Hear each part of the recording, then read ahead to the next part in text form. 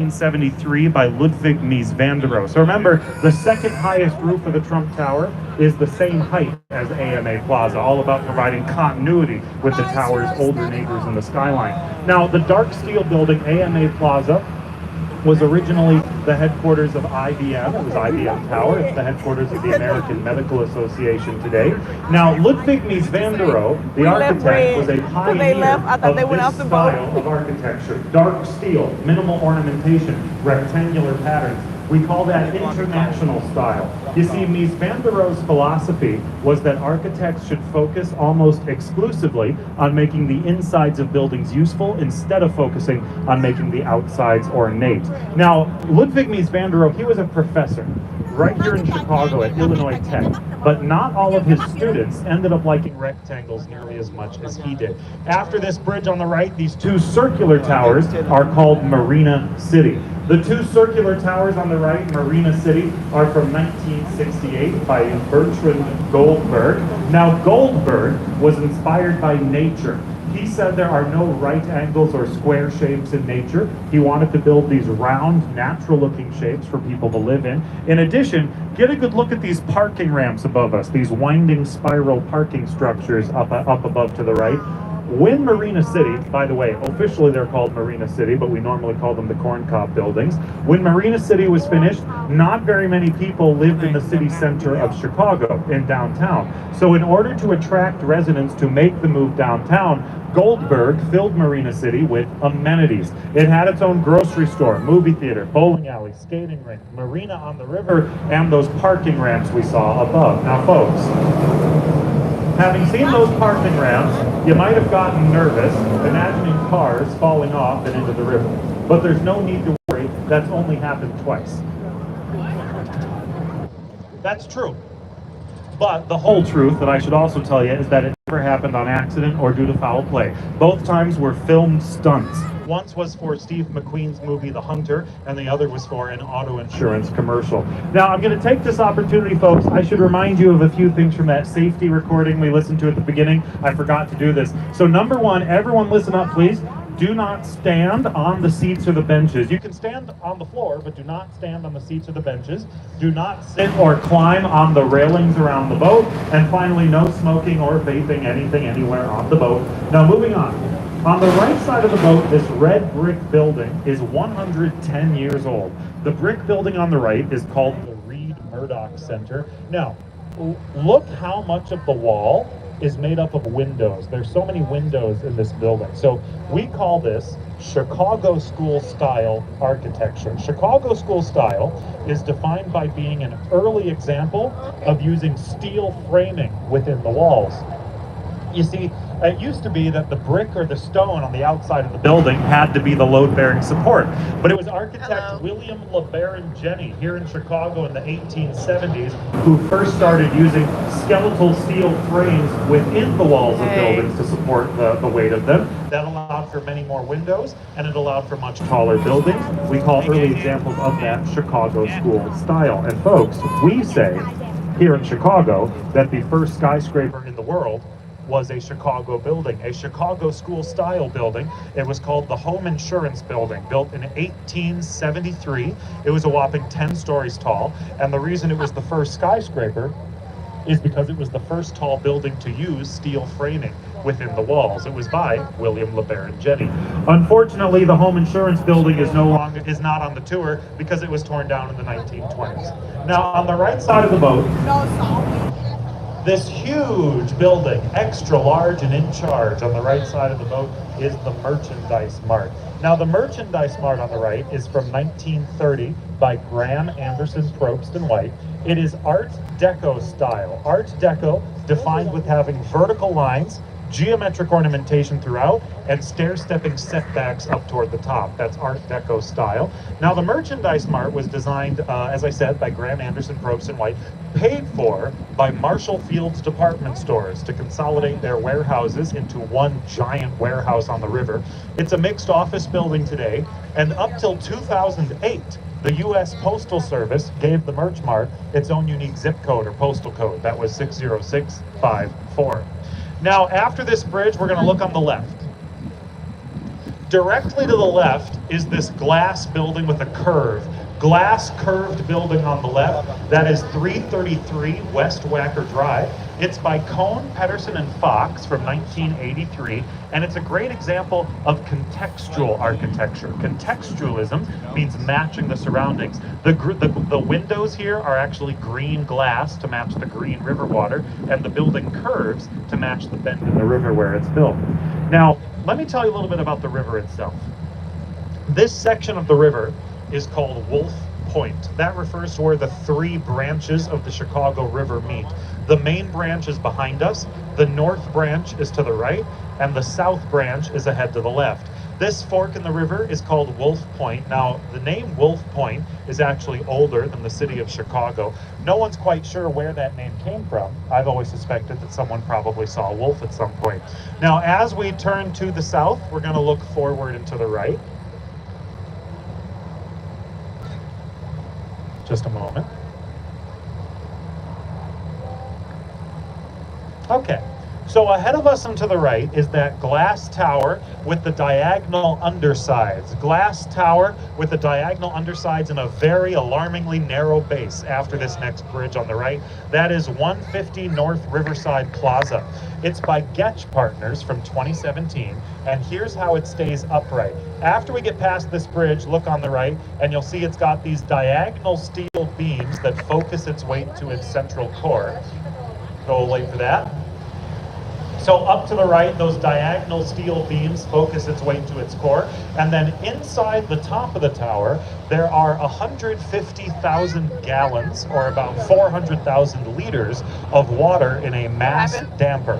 When wind blows against the building, the water in tanks on tracks is shifted against the wind to keep it steady.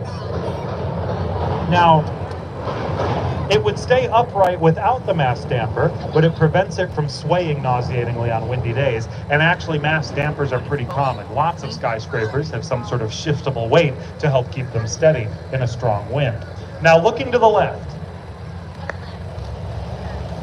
On the left side of the boat, we have another glass tower on the left in the direction of travel. This glass tower is Bank of America Tower. It's quite new. It's from 2021.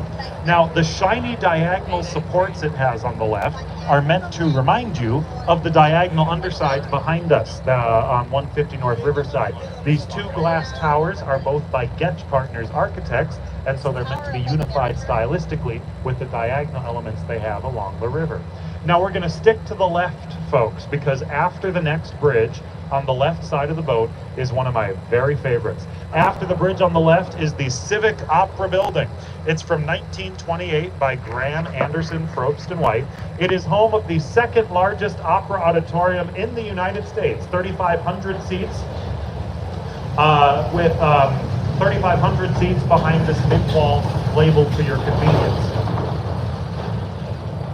Now, if you look up at the whole Opera House on the left, the whole building resembles a giant throne. It has two armrests and a backrest, and the seat faces west. People have theorized that 20th century railroad businessman, Mr. Samuel Insull, who paid for the building's construction and lived in the penthouse at the top for a year till he went bankrupt, wanted the Opera House to be a throne overlooking his railway business empire to the west while turning his back to New York, where he didn't get his dream job of CEO of General Electric. It's a great story, and it's not true. The truth is, Graham Anderson, Probst and White probably designed those narrow upper floor plans independently of Mr. Insull,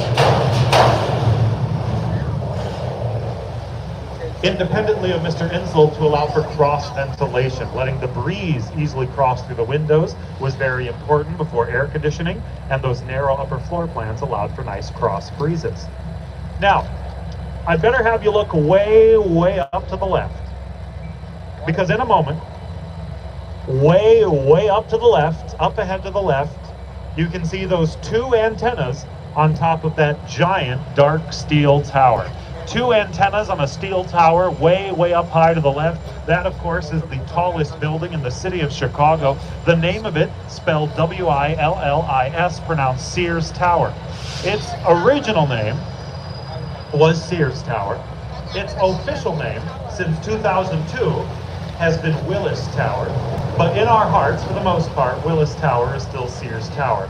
Now, it is the tallest building in Chicago, and it was the tallest building in the world for 23 years, from 1973 until 1996. So the Sears Tower was designed by Skidmore, Owings and Merrill, with lead architect Mr. Bruce Graham and lead structural engineer Dr. Fazlur Rahman Khan. So, how tall is it? It is 1,454 feet tall, which is 443 meters tall, and it has 110 stories. And none of those numbers include the antennas. The antennas on top do not count toward the height. They can be removed and replaced relatively easily, and so the height is measured to the flat steel roof. Now we're going to get a better view of it in a moment once we turn to the left. We're going to turn the boat around. Here comes the Sears Tower, or Willis Tower, ahead to the left.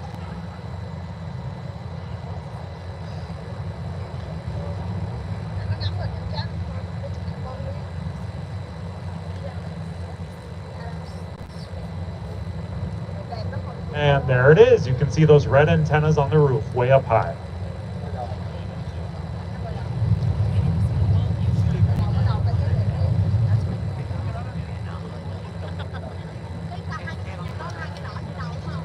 Now, the original owner, main tenant, and company that paid for the Sears Tower's construction was, of course, the headquarters of Sears department stores and catalogs, at the time when they were the largest retailer in the world. Sears moved out and sold the building in the 90s, and the new owner, international conglomerate Blackstone, sold the naming rights to Willis Insurance Group of London, England in 2002. So today, Sears isn't around much, Blackstone owns the building, and Willis Insurance owns its name. And none of those companies is currently its main tenant. Does anyone know what company takes up the most space at Willis Tower today? United Airlines. The headquarters of United Airlines is the main tenant of Willis Tower. Now, folks, give me a guess. How many elevators does the Willis Tower have? I heard 30, 100, 20, 75. Folks, it's 107. There are 107 elevators in the Willis Tower. That's because very few of them go all the way from the bottom to the top. A few do, but most of them don't. If you're heading to a regular office way up high in the building, you'll have to ride 2 or 3 elevators. That elevator relay prevents an excess of space on the floors, except for the ones designed to be those elevator hubs, from being covered in just elevators, which would make for some sparse, unappealing floor plans. Now, oh, and by the way, folks, I was going to tell you, so the reason why the Sears Tower was the tallest building in the world for 23 years, a long time, is because, oh, look on the left, you can see a train pulling into the train station there on the left side of the boat. But that's because the Sears Tower is the tallest steel building in the world. So newer, taller buildings use newer architectural technology, composite frames, which usually use steel, aluminum, and concrete all used together.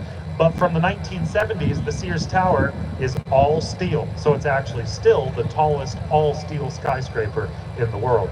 Now, after this bridge, well, actually, right now on the left, I pointed out ahead to the left, there goes a train pulling out of the station now. So on the left side of the boat, that's the North Concourse of Chicago Union Station.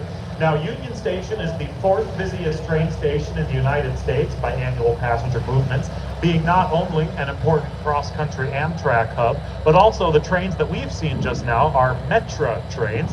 Metra is our regional rail network here in Chicagoland that thousands of residents use to get between the suburbs and city every day. Now, after the next bridge on the left, is this limestone building with all the greenery in the bottom left corner there. That's 2 North Riverside Plaza. 2 North Riverside is from 1929 by Holabird and Root. It's Art Deco style. Art Deco, remember, is defined with having vertical lines, geometric ornamentation, and setbacks. And the setbacks, remember, are how it stair steps its way higher and higher up, getting narrower and narrower the higher up you go. Now that's 2 North Riverside. It was originally the home of the Chicago Daily News, one of our former major newspapers. It's a mixed office building today. Now ahead of us up to the left, up ahead to the left on that roof, are those white steel crisscrossing beams, those white steel X's on that roof up to the left there on that gray building. Those white steel crisscrossing beams on the roof ahead up to the left are trusses. The south end of that gray building is built over a dense section of train tracks leading to the train station. And those railroads take up so much space on the ground that there isn't much space